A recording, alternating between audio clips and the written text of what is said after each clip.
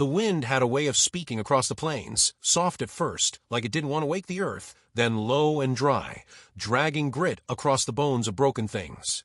In the first blue hush of dawn, she stood at the fence line, her boots sunk into dust, sleeves rolled past the elbows, hands raw and chapped from trying to stitch wood back into order. She had no gloves. She'd stopped looking for them weeks ago when the mornings bled into one long ache and nothing stayed where it should. The boards leaned like old men, weary and bowed, splinters reaching out like pleading hands. She knelt beside them with a coil of rusted wire slung over one shoulder, belly curved under her apron like a promise no one asked for. Her back ached always. Her hands cracked open at the knuckles like dry riverbeds. She was 25, and each sunrise seemed older than she was ready to be. There was no music on this land. No laughter. Just the brittle snap of wire, the groan of dry wood, and the hush of prairie grass whispering in tongues too ancient to understand. Her name hadn't been spoken kindly in town for months now. Since the funeral. Since the blood dried on her husband's shirt, and no one came with a casserole or a word of comfort. Just silence, sharp and hollow. She'd buried him with her own hands. Not the coffin, but the memories. The weight of everything he didn't finish. A house half-built. Debts left in the ledger of a sour banker. And this land barren, hard-bitten, and barely hers. The deed was still caught in legal knots. The in-laws said it should pass to them. That she was just a girl playing rancher. Pregnant, alone, and clearly unfit. Her fingers trembled as she wrapped the wire tight around the post, twisting with a dull rhythm. The baby kicked once, faint, like a whisper against the inside of her ribs. She paused, closed her eyes, breathed deep. When she opened them, the light had shifted. The sky was paling, bleeding soft lavender into the horizon. She looked out across the fields. Empty, as always. Except, a figure moved out there. Distant, small. A man on horseback riding slow. Not urgent, not loud. Just steady, like the kind of man who didn't have to prove anything. She stood, one hand on the post, the other instinctively brushing dust from her apron. Watched. Waited. But he didn't come closer. Just paused at the edge of the hill, let the horse drink from a low patch of creek. Then turned away, without so much as a wave. She exhaled. Her shoulders dropped. The tension stayed. Later that day, she heard the jangle spurs. Different sound. Sharper. Meaner. She stepped around the barn, and there he was, her late husband's brother. Smiling like he'd won something he hadn't earned. "Well now," he said, spitting tobacco near her boots, "if it ain't the little frontier widow." She didn't speak. Didn't move. He circled once, gaze dragging over the half-fixed fence, the sagging house, the bulge beneath her dress. "I came to offer you a kindness," he said, mock gentle. "Sell me the land. I'll take it off your hands, fair price. For the court does it anyway." Her jaw clenched. "It was his wish that I keep it." "He also wished for a son, didn't he?" he sneered. "Didn't get that either." She picked up the hammer without looking down. Not as a threat, just something to do with her hands. She saw the flicker in his eyes, the brief stall in his breath. He wasn't afraid, but he wasn't sure of her either. That was enough. He leaned closer, voice dropping like syrup overwrought. "No man's gonna want a woman already filled. Especially not one with a dead husband's name still stuck to her boots." She smiled then. Small. Cold. "Then it's good I'm not waiting for a man." He barked a laugh, turned and mounted up. "You will be," he called, wheeling his horse. "Cold nights make lonely hearts." And just like that, he rode off in a cloud of red dust and smugness. She didn't watch him go. Just walked back to the fence, every step heavier than the last. Evening crept in slow and amber. The kind of light that made things look softer than they were. She sat on the porch with her boots off, feet aching, hands wrapped around a chipped mug of stale coffee. Somewhere out on the wind, a coyote yipped once, then fell silent. She thought of the fence, of how much still leaned, of how much might never stand straight again. The baby moved again. She placed a hand over the swell of her belly and closed her eyes. "We'll make it," she whispered. "Don't care what they say. We'll make it."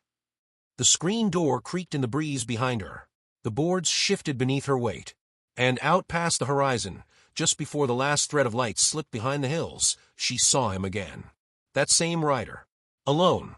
Motionless. Watching from afar. This time, he didn't turn away. Not yet. She didn't stand. Didn't wave. But something in her stilled, not from fear, but from something older. Something like recognition. And just like that, the wind changed. The night wrapped around her shoulders like a shawl. She sipped the bitter dregs of coffee. Waited for nothing. Expected nothing. But deep in the quiet of her chest, a new kind of silence stirred. One that didn't feel empty. One that almost felt like the beginning of something. Almost. She didn't notice him the second time he came. Only the quiet, a stillness that settled over the fields like mist after rain. The crows had gone silent. The wind, too. The only sound was the sharp clack of her hammer, driving nails into stubborn pine. Then, softly, another rhythm joined hers, the scrape of metal on wood, deliberate, measured. She turned, and there he was. Same rider. Off his horse. Crouched beside a post, gloved hands guiding wire through a new brace. He didn't look up. Didn't speak.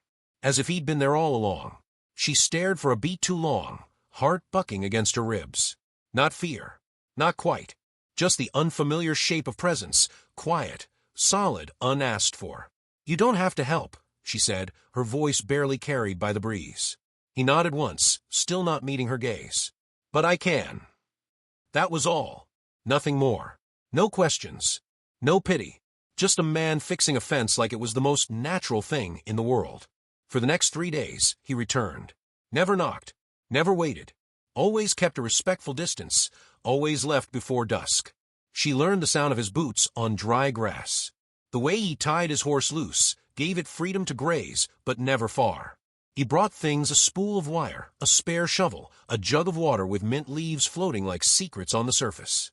Left them by the posts without a word. On the 4th day, she offered coffee. Black Strong burned. He took the cup with a soft nod, drank without complaint. They sat side by side in the dirt, silence stretching between them like unclaimed land. When she asked where he came from, he shrugged toward the west. Said he had a ranch there. Good land. Lonely land. "And no one to share it with?" she asked, more curious than bold.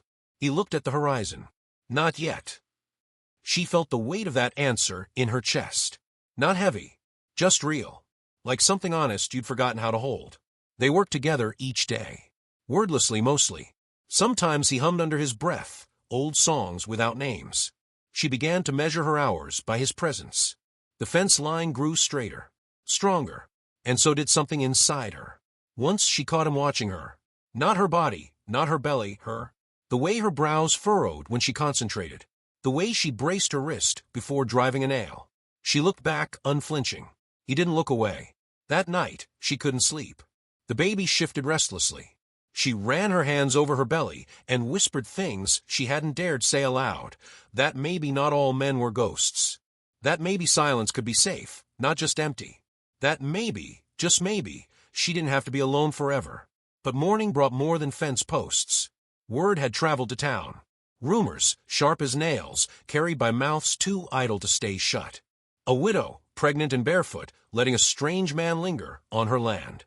The whispers reached her late husband's brother, who rode up again with a twisted grin and a folded paper in hand. "Your name ain't on the deed," he said, waving the paper like a banner. "The court will back me. Land's as good as gone." She didn't flinch. Didn't argue. Just stared at him until the silence made him uncomfortable. "You think that ranch will save you?" he sneered. "You're not the first sad-eyed girl to bait a man with your belly." Still she said nothing. But something in her had shifted. No fear. Just resolve, cool and quiet like river stone. He spat, cursed, and rode off. The next morning, the rancher didn't come. Nor the next. By the 3rd day, she told herself it didn't matter. Told herself she was fine. Strong. Unshaken. But that evening, she sat on the fence they'd built, her fence, and found herself looking west. Toward the unseen hills. Toward the ache of possibility. Then she heard it. Hoofbeats. Not urgent, not rushed. Just steady. He rode in slow, a burlap sack slung behind him. Tied his horse, walked over, placed the sack at her feet. Inside, a set of thick leather gloves, worn soft with time, and a jar of blackberry preserves sealed tight. "You didn't come," she said, not accusing, just stating. "Wanted to see if the fence stood without me." "It does." "I know." He looked at her long and quiet. "But I missed the building of it." She stared at him. Let the silence stretch. Then, finally, "You still have that land of yours." He nodded. "Still empty." He nodded again. She stood.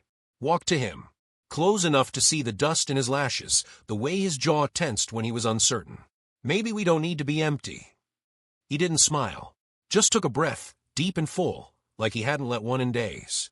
They didn't kiss, didn't touch, but they stood there until the stars broke open above them, until the prairie wind carried their stillness across the fields. And somewhere deep inside her something bloomed. Not love, not yet, but something older, something true. The frost came early that year, sneaking in under doors and through the cracks of window panes like a thief with no name. Mornings turned brittle.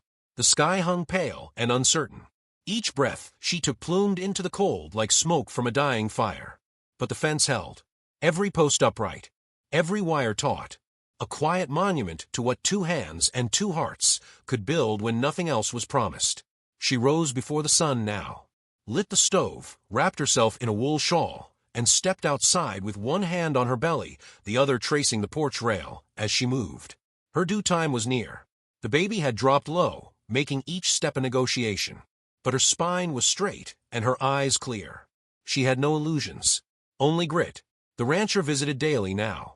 Not just to help, though he still brought small things, firewood stacked neatly, a repaired hinge for the back door, a slice of pie wrapped in cotton. But more than that, he brought silence that didn't smother, presence that didn't press. He never touched her, never asked, but his gaze held reverence, like the sight of her, standing strong, unbent, was sacred. They spoke little, but the words they did share rooted deep. He told her about his land, the hills that bloomed wildflowers in May, the apple trees planted by his mother, the cabin he'd built with calloused hands after returning from war. She listened, and in her listening, gave something of herself. Not stories, not wounds, just stillness. Acceptance, the kind a man doesn't forget. But peace is a thing the world loves to test. One afternoon, as the wind picked up and the scent of snow hinted in the air, a rider came fast down the ridge.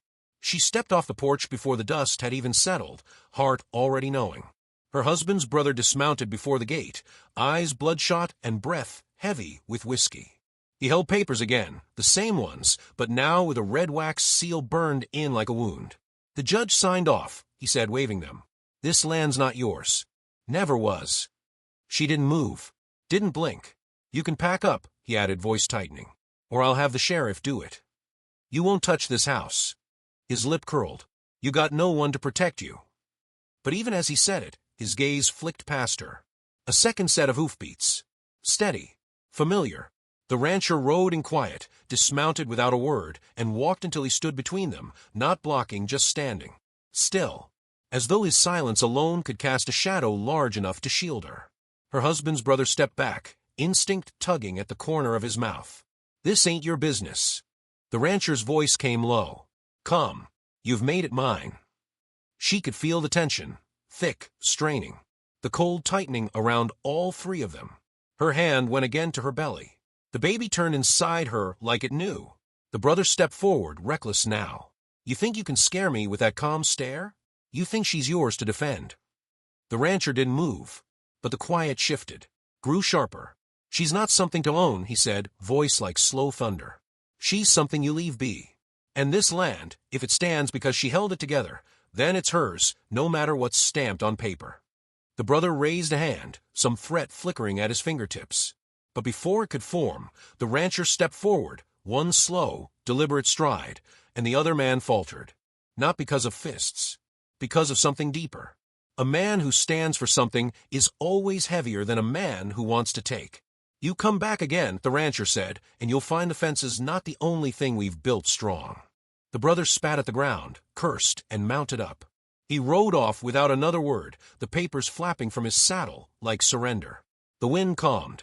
The silence returned, softer this time. She looked at the rancher. Really looked. Not at his hands, or the steadiness of his shoulders, but at the lines carved near his eyes. The way they held sorrow and patience in equal measure. You didn't have to do that, she said. I know. I could have handled him. I know that too. She smiled then. For the first time in weeks, maybe months, not out of relief, but recognition. The kind of smile that says thank you without softening her strength. That night, the wind howled outside the cabin. Inside, the baby stirred restless. She lay in bed, staring at the ceiling, tracing patterns in the wood grain. The door creaked once. Not from opening.